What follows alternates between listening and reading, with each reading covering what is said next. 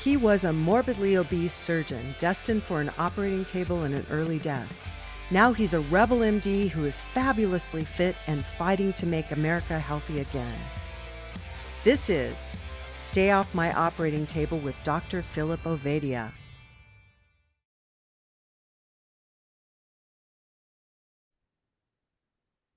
Welcome, folks. It's the Stay Off My Operating Table podcast with Dr. Philip Ovadia. Our guest today, excuse me, is Dr. Nouran Abdelkader. I think I got that name somewhere in the neighborhood of correct.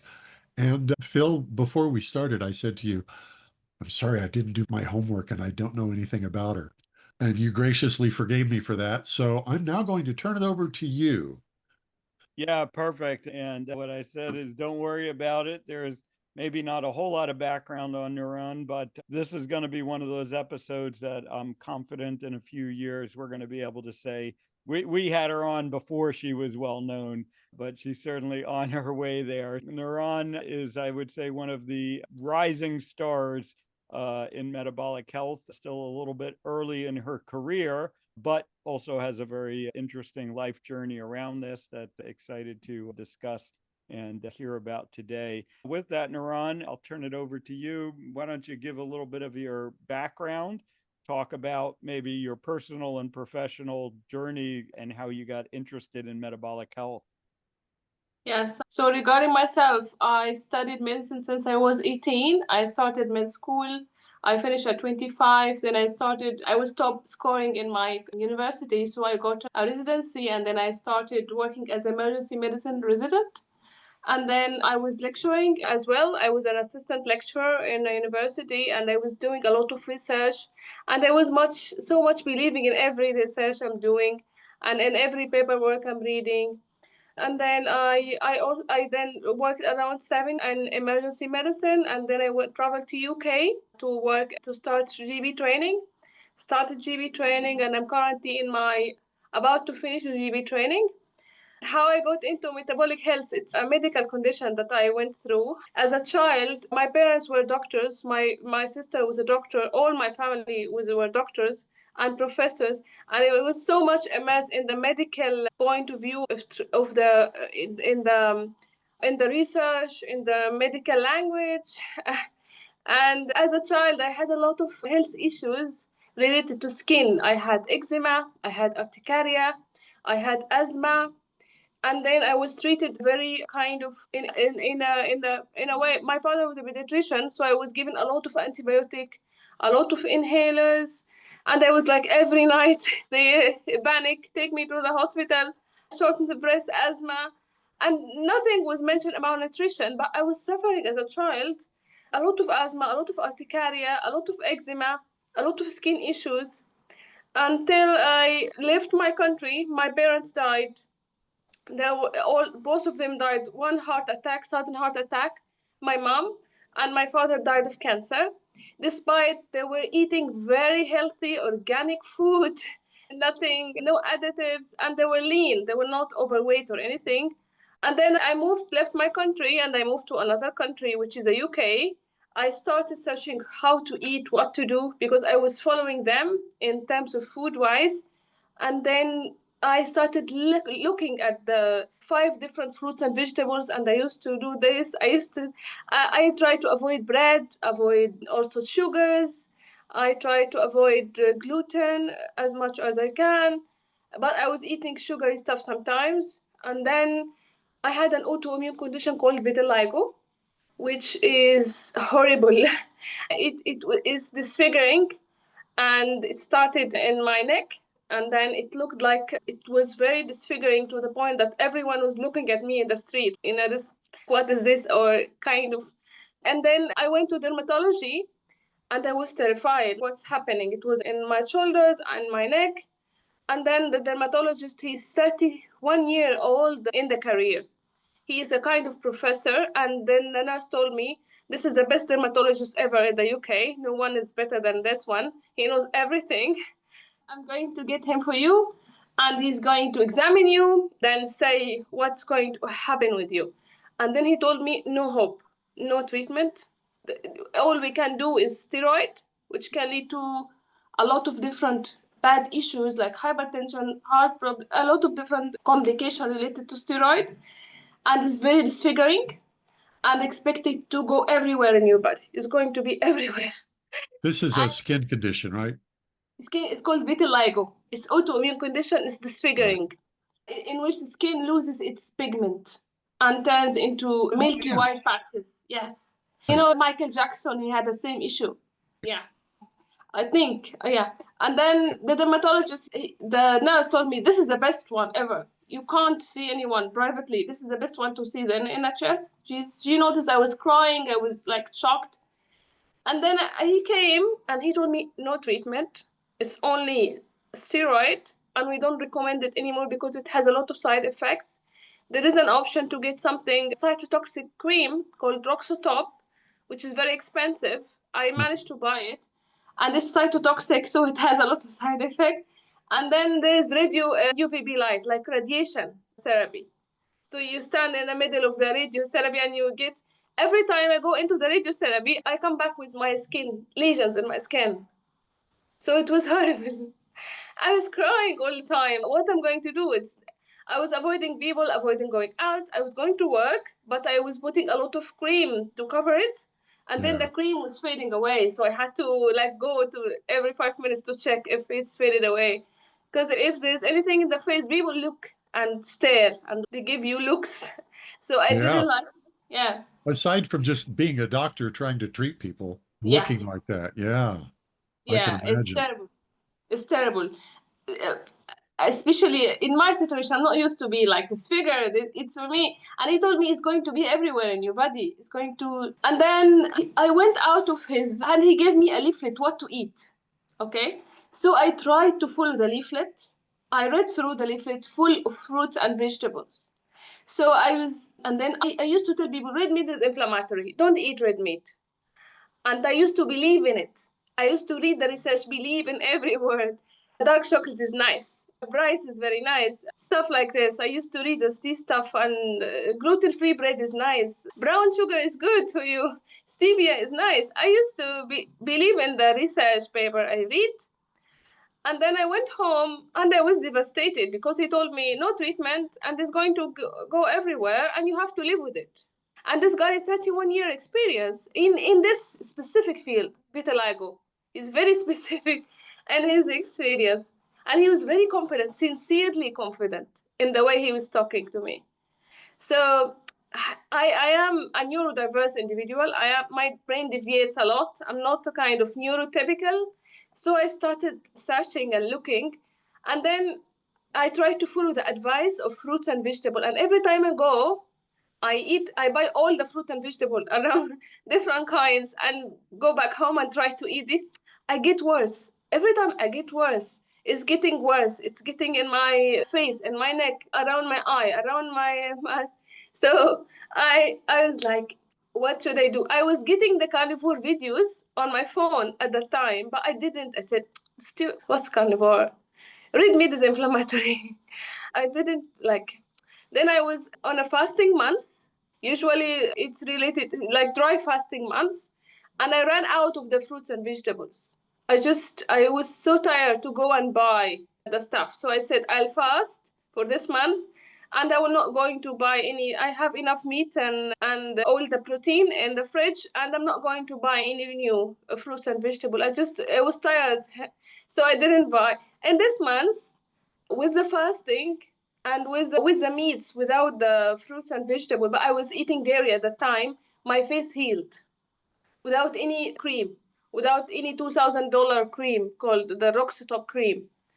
My face completely healed. It was very few left in my face.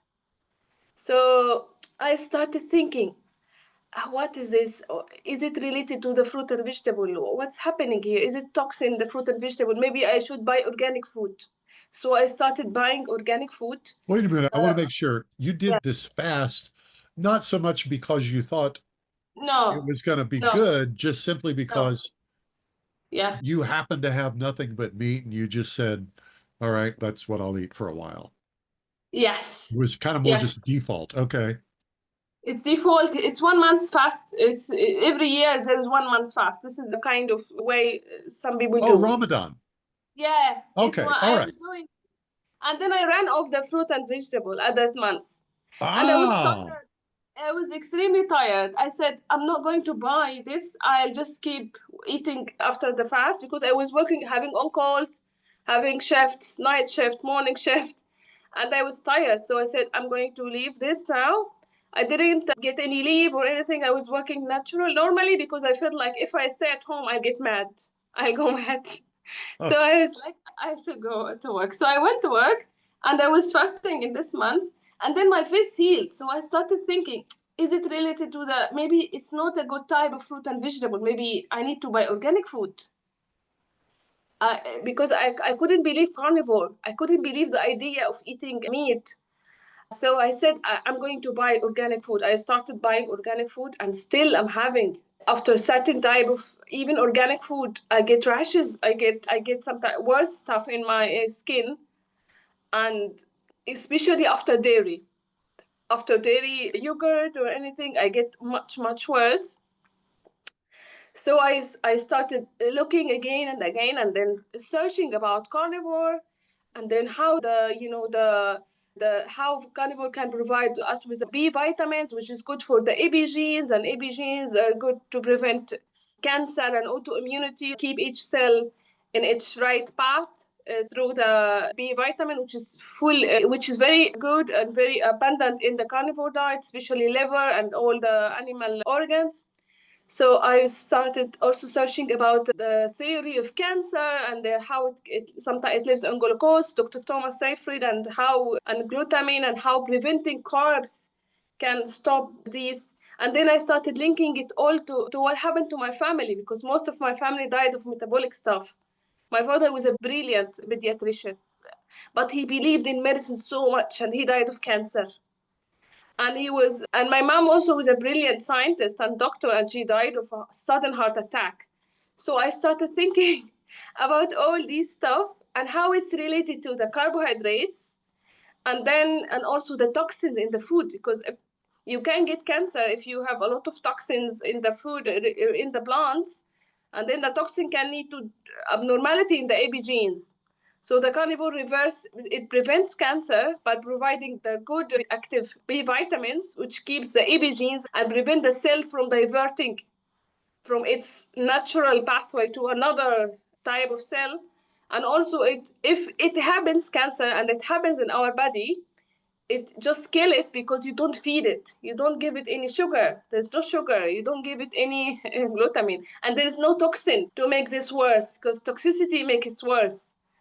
I studied toxicology, so I started linking all the stuff which was happening to me to the toxicity related to food, plant food, and also to the water, because I bought a water distiller, and every month I find a lot of heavy metals in this. So I started eliminating all these toxins. And it was like 2024, I started like adding a little bit of veggie with each meal. a little bit of And what? I lost vegetable, like a little bit of broccoli. Oh, okay. I didn't go carnivore straight away. I was like trying first remove the dairy, remove the nuts, remove the manuka honey, and then started keeping the vegetables. And I was 71 kg, now I'm 53. So I lost Oh, 20, what? yeah, big 40 loss. pounds. Yes, and also my IQ was 110. I was very sluggish. And the nurses used to make fun of me, like, Doctor, do you have fish memory? What's your problem? You forgot what you have seen in a few minutes. I was very sluggish. And then now I'm very sharp. I'm much better. Even I checked my IQ. It's 137 now. I don't know how What? come. Okay, I've Yeah, never heard that before. That I've never ever heard. I've heard of mental clarity returning, but yeah. never heard of IQ points getting added. It go higher. It go higher. And my functional processing. By the way, I am 38. I was diagnosed with ADHD at the age of 35. After just I moved from my country. Right. So ADHD, I was stigmatized by it because it means that you are not well functioning, and I started searching about ADHD. But after this carnivore, I only started carnivore around 7 months ago, pure carnivore, nothing, no veggie or anything. So I was like 1 year with vegetable, And then I removed the vegetable and the honey and the dairy, and also only pure carnivore for around 7 months. My mental clarity is great. My functioning ability is great. I'm not tired.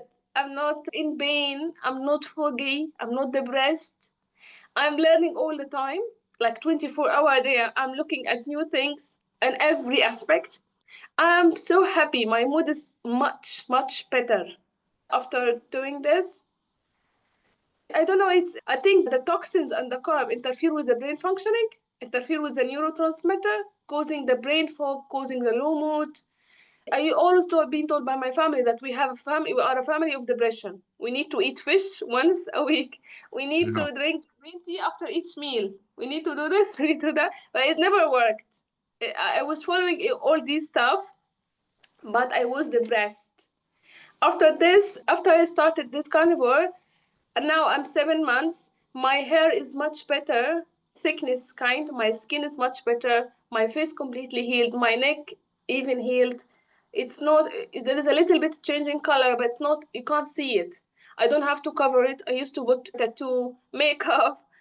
I used to put a lot of stuff to wear. And then my anxiety is better. My work executive functioning and memory short term, long term is better. My mood is better. I don't have asthma. I don't have panic attacks. I used to have a lot of panic attacks, even with patients, to the point that they used to say, one patient was having a panic attack and I was having a heart attack. And I was full in sweat. And I panicked. And then he noticed and he was so kind that he told me, "Are you okay, doctor? I'll be fine. Don't worry." So I had a lot of panic attacks. I had, as an adult, even I had alopecia areata, a little bit of hair loss at the back of my head. It's Good kind of, Lord. it's, I It's had quite asthma. Yeah. yeah, it's quite a list. I have to ask, I have to jump in and ask, have you been back to see that dermatologist? Yes, I went to him, and then he said, the same dermatologist. He said, "What did you do?" I said, "I did a lot of things." To be honest, I did a lot of things. I did a lot of detox to myself. I also bought low dose naltrexone, which is an immunomodulator, kind of. It's called low dose naltrexone. I'm sure you know Mhm. about it. Yep. It's a great for it. It works with the natural body functioning. It doesn't work against like most of the pharmaceutical. This kind of, it's called low dose naltrexone. So I told him I did a lot of things, and then he said, "I can't believe this." He said at the end, "Keep doing what you're doing." And then he wrote in the diagnosis vitiligo and a question mark. He was not sure about what's happening here. And then he said, "Keep doing what you're doing, but I don't know what's happening here. Keep doing what you're doing." But I feel like most of my medical issue has gone. I don't have asthma, I don't have eczema, I don't have urticaria, I don't have the vitiligo. What was after the eczema? What'd you It's say? called urticaria. If you eat something and then or exposed to any kind of dust or pollen, you get skin rash, itchy. It's called chronic idiopathic urticaria. Okay. Yeah, urticaria. It's like, real Urticaria. bad hives, allergic reactions essentially. Gotcha. Allergic reaction. I used to have a lot of these stuff. I don't have ADHD symptoms. I am much able to concentrate. Like I walk in the street, I see the buildings in a different color. Like my perception of light and color is sharper. I don't know. It's much. Even I told my sisters. I have two sisters who live in Australia. So I told them, and then one of them also with insulin resistance, and she lost massive amount of weight, and the other was extremely depressed since she was 7. Since she was age 7, she was acute depression at the age of 7 without Wow. cause. And then the breast sister, she's a younger one. She was diabetic on insulin, on mental health medication. She reduced her insulin units from 70 with hemoglobin A1C of 13 all the time to 7 after doing carnivore for a few months. And she lost weight, and also the mental health. The antipsychotic medication dropped dramatically. She was on a very large doses of medicine. She dropped and she improved mentally a lot. She was in a state of talking to herself most of the time. It was heartbreaking for me. But after doing this for a few months, she even didn't cut dairy. I cut dairy. She didn't cut dairy, but I'm trying to encourage her. She reduced the insulin from 70 to 7, and hemoglobin A1C now is 6. It was 13 all the time. Wow. And she had diabetes since she was 12. It was Now she's like 20 something, so it's long time. And also my sister, the other sister, she lost massive amount of weight. I have an auntie also. I told her, she lives in Australia, and she had chronic pain and chronic fibromyalgia. She did the carnivore, and there is no fibromyalgia anymore. So I don't know why it's not. I can't say this to people. It's not in the guidelines. If I try to say to anyone, like, it will be a trouble for me. So I can't say. Even sometimes a low carb diet there's no clear evidence about it. You can't mention this. Even the low carb diet. So my supervisor was commenting, like, don't say this to anyone. No low carb diet, no carnivore. So I'm unable to say anything. Yeah, so maybe talk a little bit about, obviously you've been going through your training in the UK during much of this time. You were, practicing physician back home even before that. What has this been like, as you've undergone obviously this amazing personal transformation, but how has it changed the way that you look at the medical system and the way that you're thinking about resuming your practice of medicine when you finish this training? Yes, it completely changed the way I look at the medical system. I was so naive that I was thinking that people doing research are nice, kind people trying to help others. They're trying to help treat cancer. They're trying. And then after I had this, I started questioning every and each piece of information that I get. And to be honest, I don't believe most of the research anymore. I can I think, imagine. yeah, Why would I you? think over the last, our medicine was good. It started really well. But over the last 100 years, it dropped. It went into, like, why? I think people wanting money. And this is accumulating over time. They want money and they want money and they want money over the years.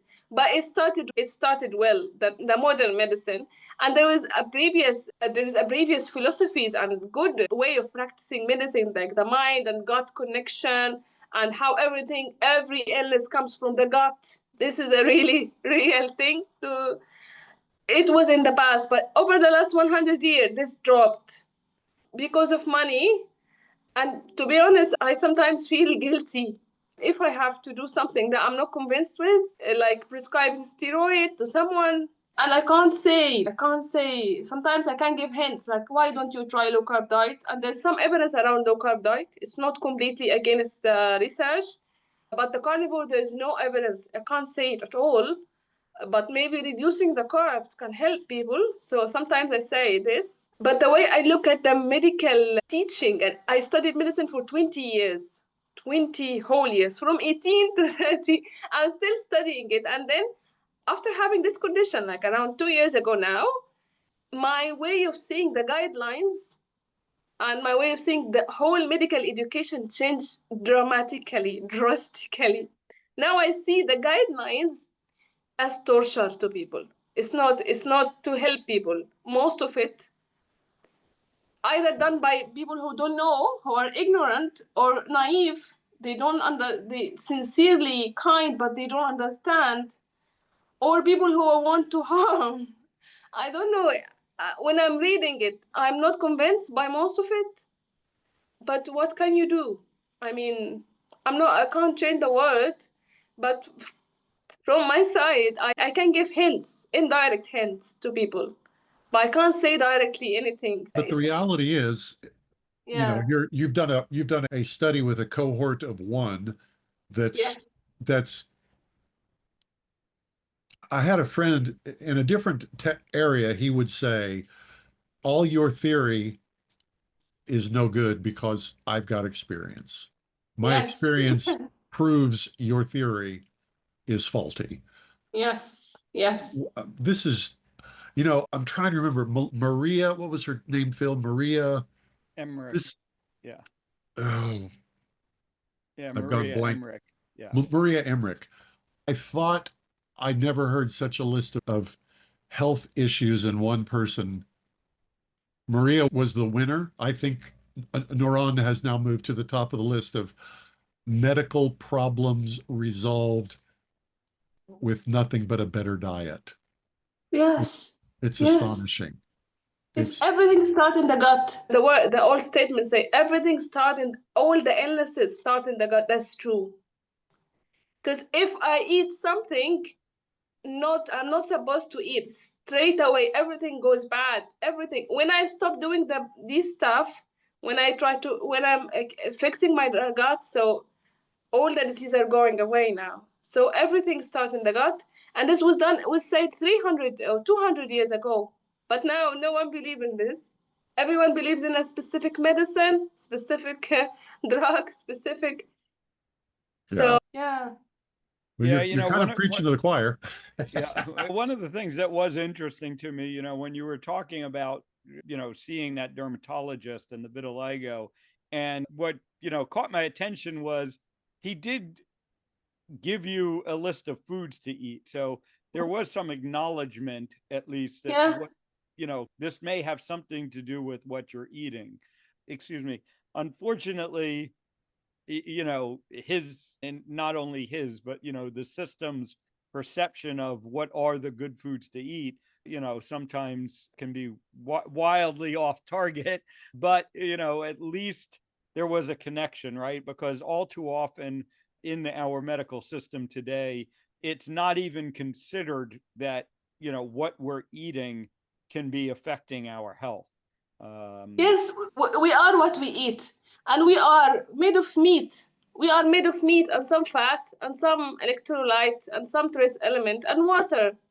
So if you eat what you are made of, you'll be fine. But if you eat something, we are not made of vegetable, or sugar is very temporary and it's in the liver in the form of glycogen, and we use it for energy. It's not something that we are made of. So he gave me the leaflet was like to avoid all red meat, to avoid to eat only vegetables, fruits, and so it was it's the opposite. It's not even a little bit different. It's completely opposite.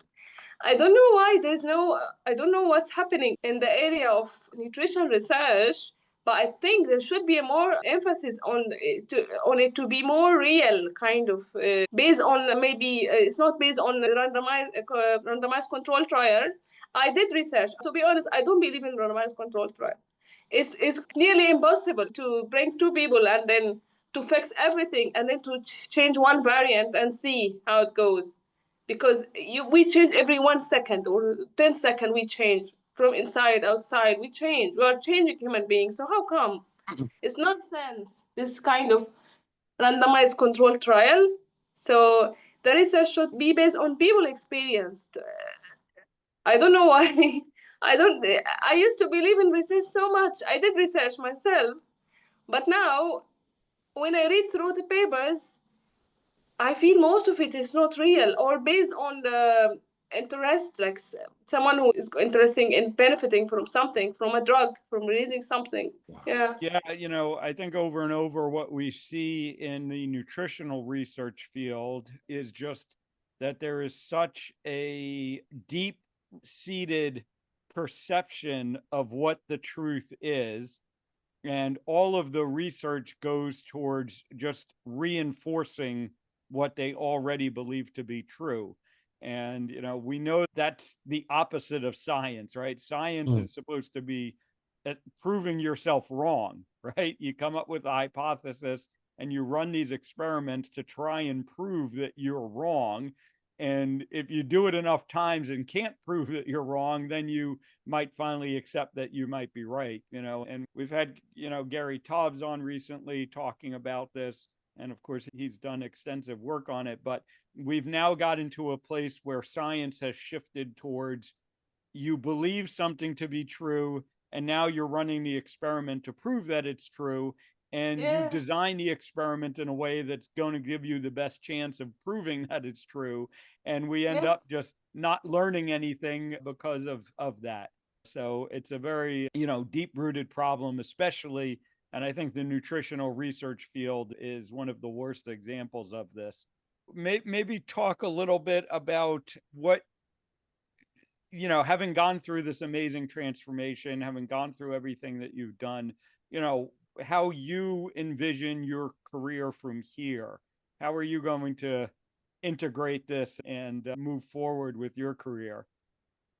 So having this experience, seeing my family suffering, my father suffering of cancer, my mom suffering, my sister suffering, myself suffering, I don't want people to suffer. I feel bad. I feel bad if I find someone who I can help with some kind of advice about nutrition, but I can't do it because of the system.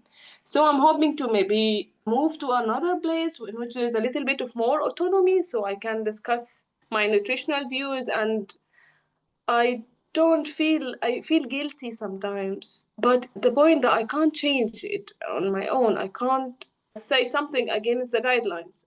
The guidelines are the strict rules, and then if you say something, then you are bad, and they can induce eating disorder in people. And then you start having comments, and people start whispering behind your back. Given also my different culture, I came from a completely different country. My skin color, I'm different. So if I say something different, also then it's more troublesome. People notice it more. So I feel guilty if I say stuff according to the guideline, which I feel that it's not scientifically, like what you said, based on my experience and my family experience, and also a lot of thousand people experience. So I'm hoping to move to a place in which there's a little bit more autonomy. I can't say the truth. I can help people. So what's the point me sitting there and then harming others, like prescribing cytotoxic drugs, or someone with cancer and then he's eating a lot of sugars. I can't say to him like it's better for you to stop sugar or to stop carbohydrates. Child with eczema, extensive eczema, and then you have to refer to dermatology, and then they will give him cytotoxic cream, which is for a child like 3 year old. But according to the guideline, you have to do this. I feel bad. So I'm hoping to change the way I practice, maybe by changing the country or maybe opening a private practice, or but I don't feel satisfied by this, what I describe as psychopathic narcissistic guidelines. I read it through it and I feel it's harming people. It's against the Hippocratic oath that we did, and I don't feel happy about harming others. I want to help others.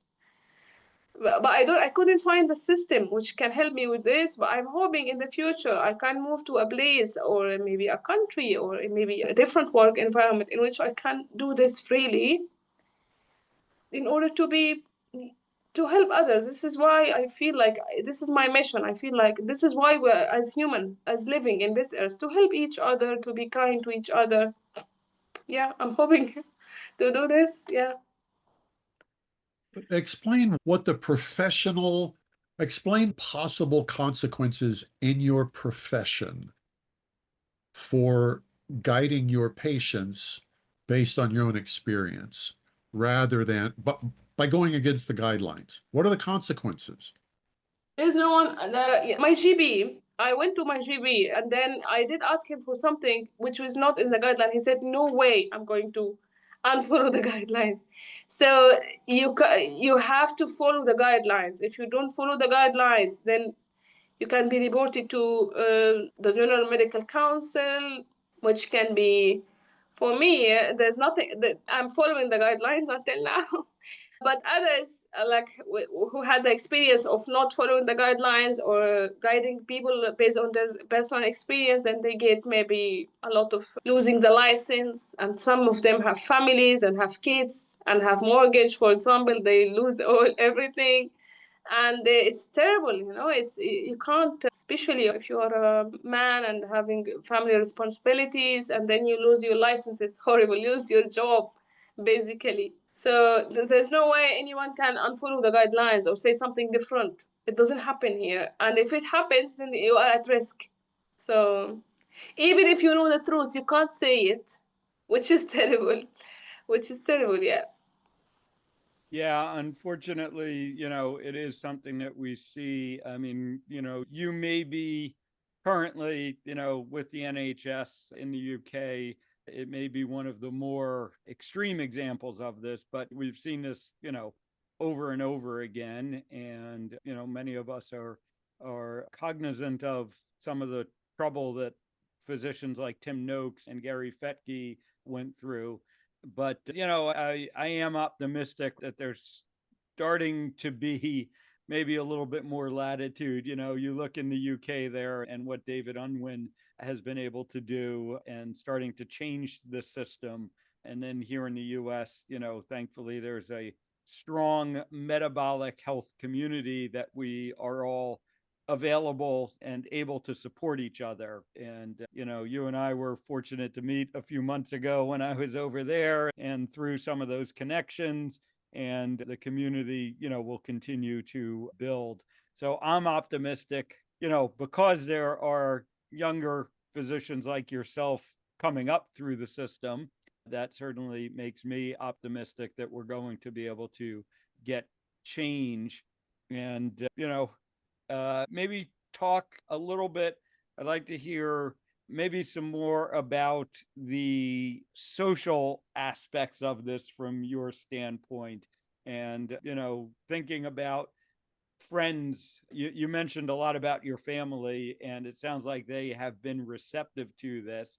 Maybe there are some members of your, family that haven't been, or, talk about what it's been like for you in the social environment, eating this way, and what people have said about your transformation. You had a very obvious, right, physical condition, like you said, that people could see, and now it's gotten so much better. And I'd be curious to hear what the kind of response is like when you tell people what you've been doing to improve this.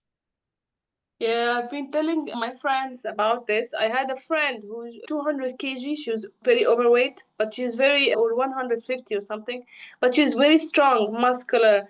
And she had a lot of issues, infertility, migraine. And then I tried to tell her about carnivore. In the beginning, she said, I'll try it. And then after some time, she said, no, carbs are essential. You can't tell me about carnivore anymore. Please don't send me any video. Carbs are essential. God created a lot of food. We have to eat the variety of food to keep healthy. We have minerals. We have to have vegetables.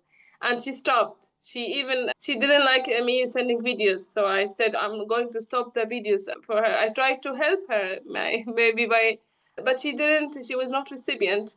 And in the other friends, some of them, they say, yes, I had a lot of issues. I really want to change this. I have a friend who had a lot of abscesses and a lot of chest infection. And she was a nurse.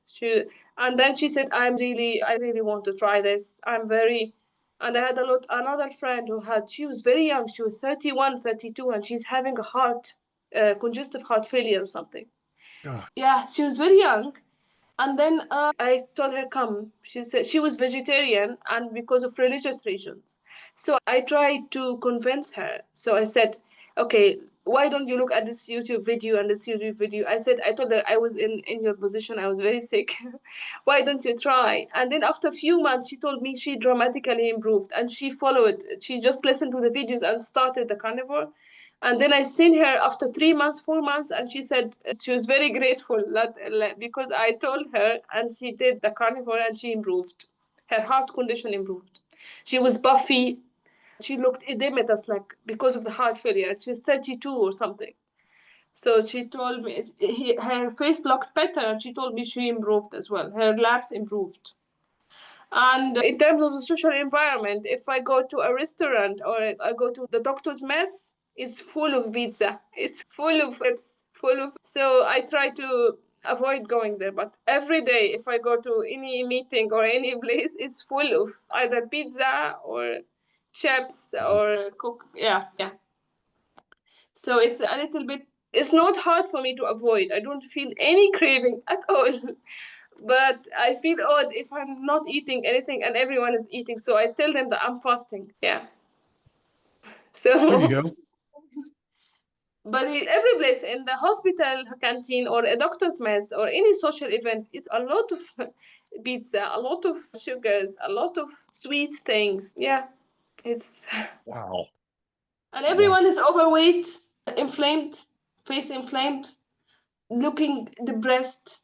So I look in the people faces and I look in their bodies, they queue for the canteen like Yep. addicts, like 15 queuing and waiting long to eat. I don't have this urge to eat at all. Now I can fast up to 40 hours without any problem. I can fast 24 hours without any problem. And I'm not concerned about food anymore. I don't have the same craving and tiredness and weakness. And if I don't eat, I don't have any hypoglycemia anymore. My blood sugar is very stable. So socially, I seem a little bit odd by telling them I'm fasting, but I'm okay. I don't feel any craving or anything. I'm completely fine. Just, Okay, folks, there it is. amazing. Pretty simple. You got a Yeah. brutal health problem. It's not responding to anything. Try this. How long did it take you once you'd eliminated everything but meat? How long did it take you to start experiencing, whether you saw it or not, but to experience in your body that health was returning? Yes, and you are meat. You are formed of meat, water, and salt and trace elements. So if you eat what you are made of, why is inflammatory? Why do they keep saying meat is inflammatory? You are formed of meat. Your body is formed of meat. So eat what you are, what you eat, and all the disease start from the gut. This is really, I have seen this in my life, in my own body. All the disease start in the gut. This is true. Yeah. So how long did it take? What was the how long until you excuse me, until you saw in your body the change Yeah. once you eliminated everything else? Was Yes. it So around 1 year, I was gradually eliminating stuff, but sometimes I was stupidly introducing some organic fruits, organic stuff, thinking it's because of it's not organic. right? And then, yeah, around 1 year, a little bit improvement, a little bit. Then I was eating some dairy, and then a relapse came. I was traveling, and a relapse came, but it was much, much lighter. It's not as before. Before it was like a burn. It was like a disfigurement. It was horrible. But when it came back after me doing ketovore-ish kind of for 1 year, it came back very light. Now I am on pure carnivore, only meat, nothing else. Different types of meat and also organ meat.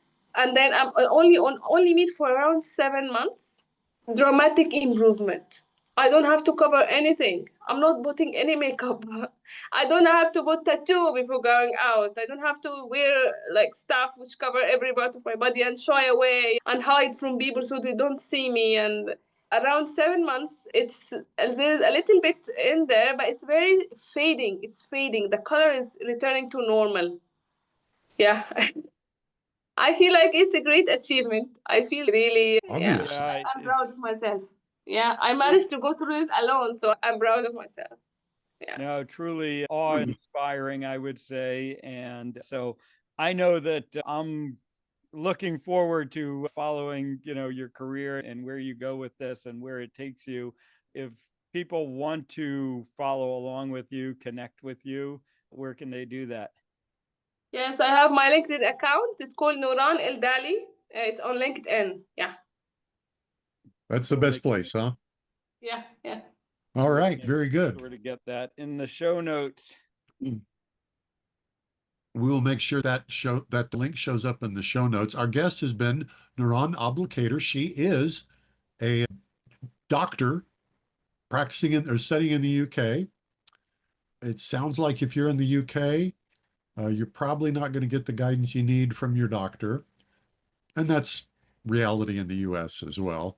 I can't imagine a more powerful testimony than this. Often, the physicians, the healthcare providers we have on who have chosen the metabolic health route have had their own health issue that was solved by doing the same thing.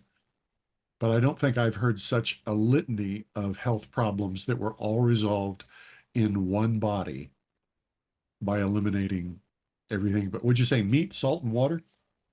Yes, peace, salt, and water. Meat, salt, and water. All right. Thanks so much for joining us. I know it's late there in the UK, so we appreciate you taking a little extra time here at the tail end of your day in the middle of ours. This has been Stay Off My Operating Table with Dr. Philip Ovadia. Thanks for joining us, and we will talk to y'all next time. Chances are you wouldn't be listening to this podcast if you didn't need to change your life and get healthier. So take action right now. Book a call with Dr. Ovadia's team. One small step in the right direction is all it takes to get started. Contact us at ifixhearts.com/talk. That's ifixhearts.com/talk.